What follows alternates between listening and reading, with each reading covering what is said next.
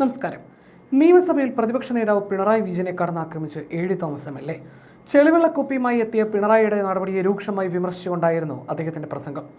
ആലപ്പുഴ നഗരത്തിലിട്ട് തന്നെയും അജയ് കുര്യാക്കോസിനെയും പട്ടിയെ തല്ലും പോലെ തല്ലിയിട്ടും അങ്ങനെയൊന്നും നടന്നിട്ടില്ലെന്ന് പറഞ്ഞ വ്യക്തിയാണ് ഇപ്പോൾ കുപ്പിവെള്ളവുമായി എത്തിയിരിക്കുന്നതെന്ന് അദ്ദേഹം പറഞ്ഞു. ഒരുപാട് അമ്മമാരുടെ കണ്ണുനീർ വീണമെന്നും ആ ശാപം പിണറായിയെ വിടാതെ പിന്തുടരുമെന്നും എ.ഡി. തോമസ് പറഞ്ഞു. സർ, കേരളത്തിൻ്റെ നിയമനിർമ്മാണ സഭയിൽ ജനാധിപത്യത്തിൻ്റെ ശ്രീകോവിലിൽ ഇങ്ങനെ വന്ന് നിൽക്കുവാനും സാധാരണ ഒരു മത്സ്യത്തൊഴിലാളി കുടുംബത്തിൽപ്പെട്ട എനിക്ക് ഇവിടെ നിന്ന് സംസാരിക്കുവാനുമായി ഒരവസരമൊരുക്കി തന്ന ആലപ്പുഴയിലെ പ്രബുദ്ധരായ വോട്ടർമാർക്ക് ഞാൻ ആദ്യമായി നന്ദി അറിയിക്കുന്നു. ഇന്നിവിടെ നിൽക്കുമ്പോൾ എനിക്ക് വേണ്ടി രാപകലില്ലാതെ കഷ്ടപ്പെട്ട ഇന്ത്യൻ നാഷണൽ കോൺഗ്രസിൻ്റെ സഹപ്രവർത്തകരോടും ഐക്യജനാധിപത്യ മുന്നണിയുടെ പ്രവർത്തകരോടുമെല്ലാം അവരെ ഹൃദയത്തോട് ഞാൻ ചേർത്ത് പിടിക്കുകയാണ്.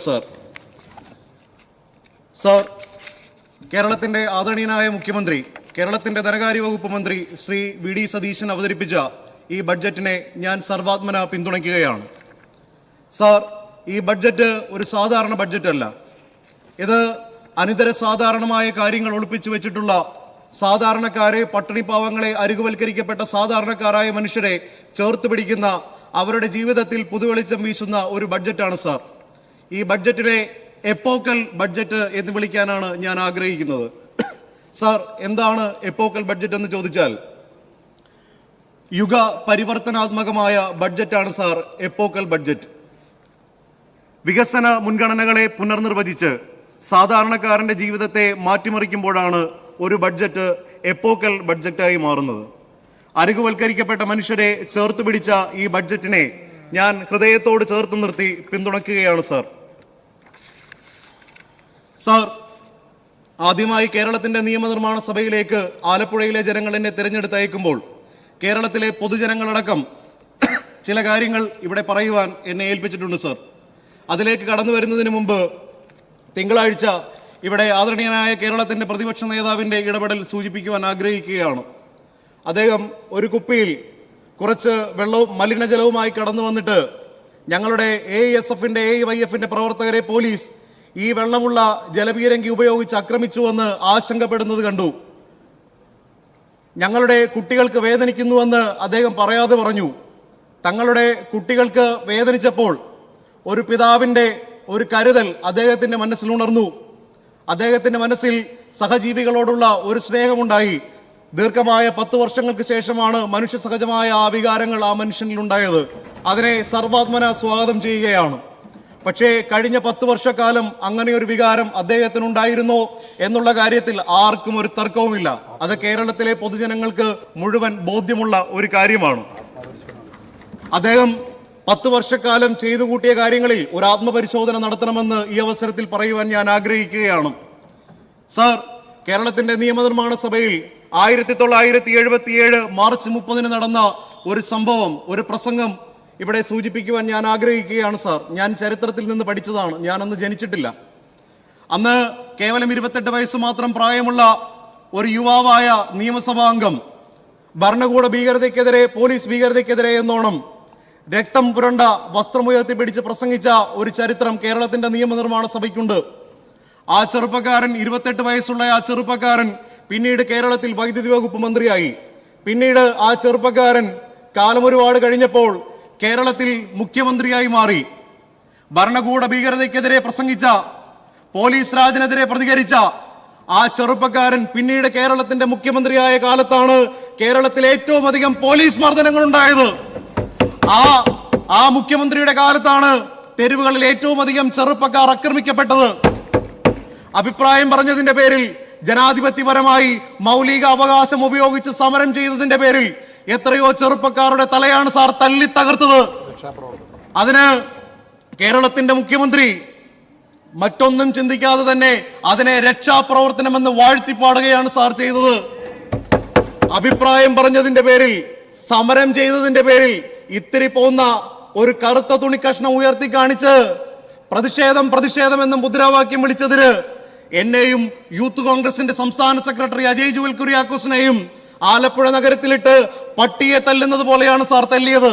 മുഖ്യമന്ത്രിയുടെ ഗൺമാൻ ഇറങ്ങി ഞങ്ങളുടെ തല തല്ലി പൊളിച്ചപ്പോൾ കേരളത്തിന്റെ മുഖ്യമന്ത്രി ആദ്യം പറഞ്ഞു അങ്ങനെ ഒരു സംഭവം ഉണ്ടായിട്ടില്ല എന്ന് പറഞ്ഞു. പിന്നീട് അദ്ദേഹം പറഞ്ഞത് എന്താണ്? അത് രക്ഷാപ്രവർത്തനമാണെന്ന് അദ്ദേഹം പറഞ്ഞു.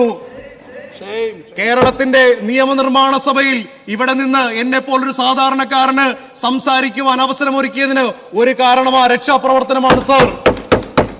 കേരളത്തിൽ തിരുവനന്തപുരം മുതൽ കാസർഗോഡ് വരെ ആയിരക്കണക്കിന് യൂത്ത് കോൺഗ്രസിന്റെ, KSUവിന്റെ, യൂത്ത് ലീഗിന്റെ, MSFന്റെ, RYFന്റെ ചെറുപ്പക്കാരുടെ തലതല്ലി പൊളിച്ച സർക്കാരാണ് കഴിഞ്ഞ 10 വർഷക്കാലം കേരളത്തിൽ ഉണ്ടായിരുന്നത്.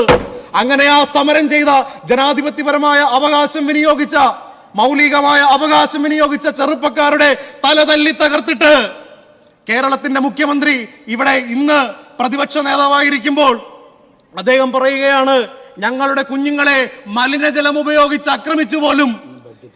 ഇതൊക്കെ ആരോടാണ് സാർ? പ്രതിപക്ഷ നേതാവായിരിക്കുമ്പോൾ അദ്ദേഹം പറയുകയാണ്, ഞങ്ങളുടെ കുഞ്ഞുങ്ങളെ മലിനജലം ഉപയോഗിച്ച് ആക്രമിച്ചു പോലും. ഇതൊക്കെ ആരോടാണ് സാർ പറയുന്നത്? ഇതൊക്കെ ആരെയാണ് സാർ പറഞ്ഞ് വിശ്വസിപ്പിക്കാൻ കഴിയുന്നത്? കേരളത്തിന്റെ പ്രതിപക്ഷ നേതാവേ, അങ്ങയുടെ കാലത്ത് ആയിരക്കണക്കിന് അമ്മമാരുടെ കണ്ണുനീർ ഈ കേരളത്തിന്റെ തെരുവോരങ്ങളിൽ വീണിട്ടുണ്ട്. അതിന്റെ എല്ലാം ശാപം നിങ്ങളെ വിടാതെ പിന്തുടരുകയാണ് സാർ.